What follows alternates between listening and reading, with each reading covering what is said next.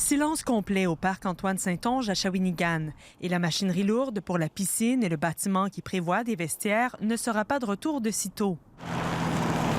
Le ministère de la Culture et des Communications vient de trancher. La Vespasienne est classée immeuble patrimonial pour sa valeur historique, alors que les aménagements ont été réalisés dans le contexte de la crise économique des années 1930, et pour sa valeur architecturale de style paquebot, selon les plans de Jules Caron et du style art déco. À la lecture du registre, une nuance s'impose. Classée patrimoniale, mais la protection s'applique à l'enveloppe extérieure et exclut les espaces intérieurs et le terrain. Un verdict qui force la Ville à refaire ses devoirs, retourner à la planche à dessin, et l'équipe ne cache pas sa déception. C'est une décision qui fait pas notre affaire, c'est évident. On le sait, on n'a pas les fonds nécessaires pour faire ces travaux-là.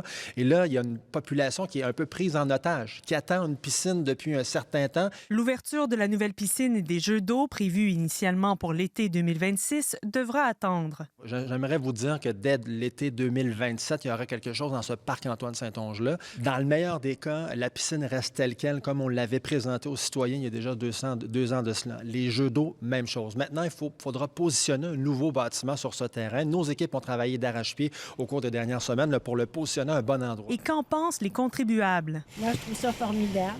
Très bonne chose parce qu'il y a beaucoup d'édifices patrimoniaux qui sont laissés aller.